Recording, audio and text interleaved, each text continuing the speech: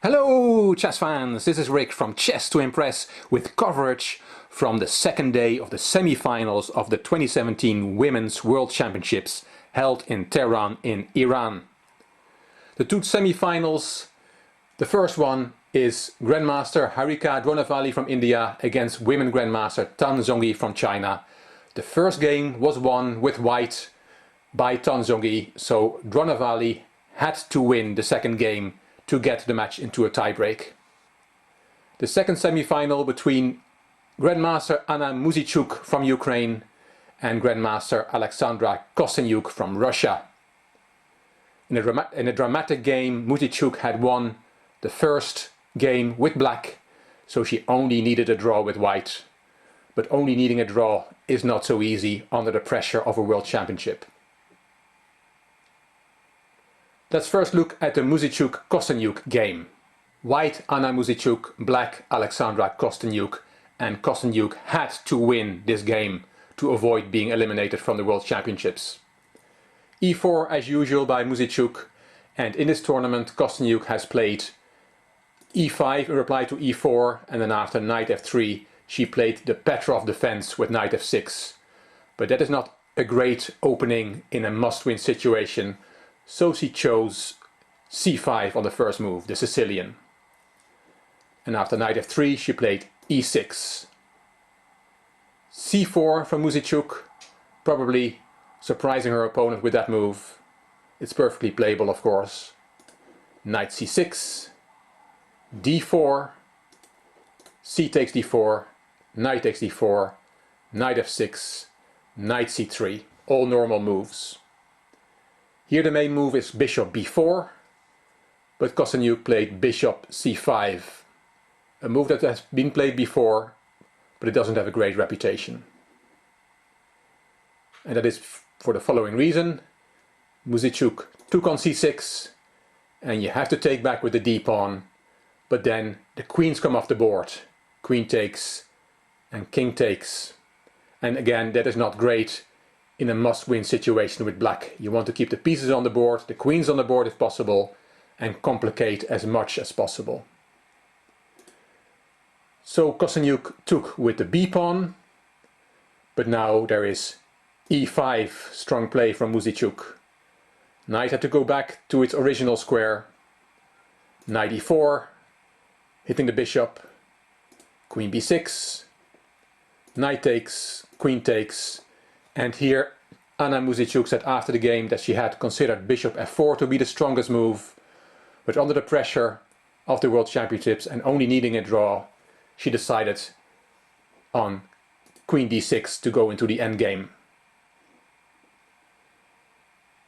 Now Kostenyuk did not really have any choice. You cannot leave that queen on d6 alive, so the queens were swapped and a5. Now white wants to wait with the c4, c5 push, as then black can solve the problem of the bishop on c8 with bishop a6. That bishop is very badly positioned, so black will be happy to exchange that for the bishop on f1. So Muzychuk does not push c5, she plays b3. Knight f6 and f3, again a strong instructive move, just taking away squares of the knight, the e4 and g4 squares. Kostenyuk castled, bishop e3 developing, knight e8 hitting the pawn on d6, and castle queenside protecting the pawn. e5, not a great move, but you have to do something. A draw, playing for a draw is not an option for black, so she tries to push the pawn. Bishop d3, and you cannot take the pawn now, because then there is bishop c5 winning material. So g6, bishop h6 hitting the rook, knight g7 only move, and rook h e1. Very nice play from Anna Muzychuk, developing all her pieces. White is better. f6, f4, rook e8, f takes e5, f takes e5, and rook d2, wanting to swing the rook over to e2 or f2. Rook e6, and c5 with a threat of bishop c4, winning material. Now Kosteniuk can bring her bishop into play, bishop a6, bishop was swapped, Muzychuk took on g7 as well, no risk, just trading pieces, and she has a better rook endgame here, a much better rook endgame. Rook de2, the pawn is hanging, king f6, rook f1 check, king back to g7, and of course now Anna Muzychuk could have gone back to e1 with a move repetition, but she's already so much better that she decided against that, played rook ef2, getting ready to penetrate black's position. e4, desperate move, rook f7 check as planned, king h6, and rook e7. Alexandra Kosteniuk resigned here. The game had lasted an hour and a half. Both players played very quickly. 30 moves in an hour and a half in such an important game is quite unusual. Afterwards, Anna Muzychuk said that she thought, when Kosteniuk saw that she didn't have a good opening, that she didn't really have any chances to play, to make things more complicated, to play for a win, she was disappointed and decided to play quickly. Why did she resign here? Well, let's have a look. It's clear you cannot take the rook, because then d takes e7. You have to play rook a8 to cover the promotion square, but then there is rook f8 and white wins. Let's try something else. Rook a8 to activate that rook. Then there is rook takes e6, d takes e6, king d2 on the way to gobble up the pawn on e4. For example, king g7, king e3, rook e8. And you take that pawn, the king is cut off, and white has a winning position. Not even drawing chances for Kosteniuk, and by the way, a draw would not have been enough. She needed to win, and there's absolutely nothing to play for here. So Anna Muzychuk, after an hour and a half through to the final, she'll have now 2 rest days, because she won't have to play the tiebreak, and she will have another rest day because there's a gap between the semi-final and the final. Let's look at the other semi-final. White Harika Dronavalli, she had to win to send the game into a tiebreak, and Tan Zhongyi only needed a draw to go through to the final. I get quite a few comments from people saying that they want to see the whole game. I sometimes give highlights of a game, but people then respond that they would like to see all the moves. I hope you will forgive me that in this case I will not show all the moves, because we had a 162 move game. It started on move 1 with the Sicilian, and this is the position after the 115th move, bishop g5 to h6 from Tan.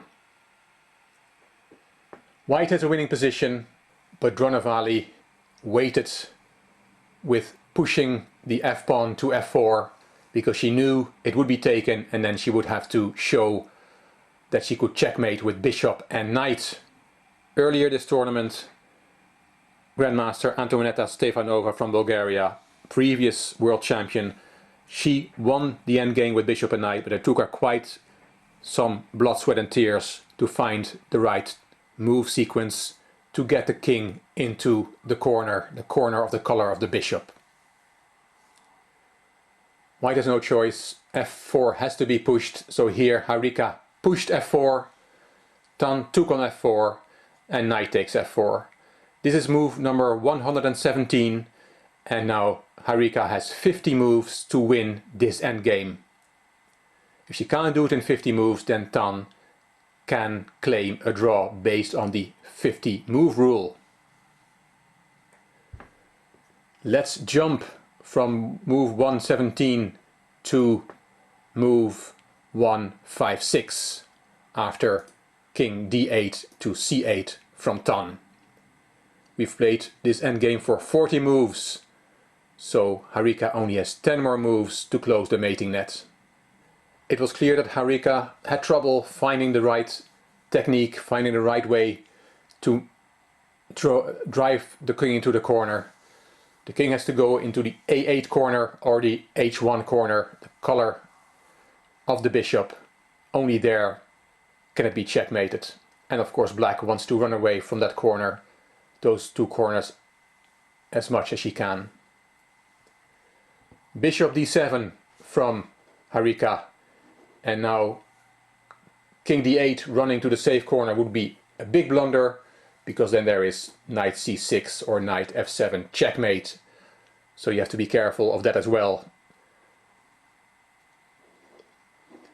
Of course Tan saw that and played king b7, but now she's very close to the corner where she will be checkmated.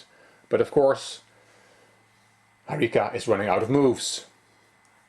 But finally, just on time, she found the right sequence.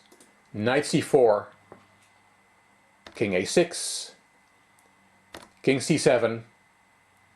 As you can see, the king can now not run to a5 or b5 away from the a8 square, so she has to go back to a7. It's the only move. Bishop b5, taking another square away.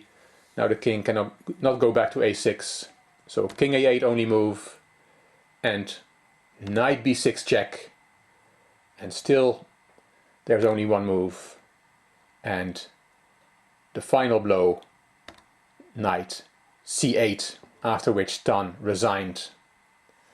There's nothing she can do against king a8 and bishop c6 checkmate.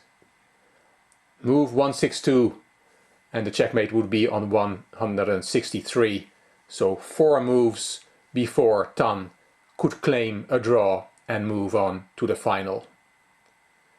This means Harika and Tan have to play a tiebreak with shorter time controls.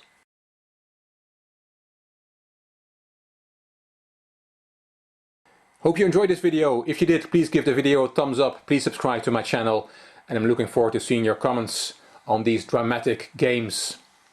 You also may want to check out my Chess to Progress channel, which is another channel I have, which is aimed at more improving players.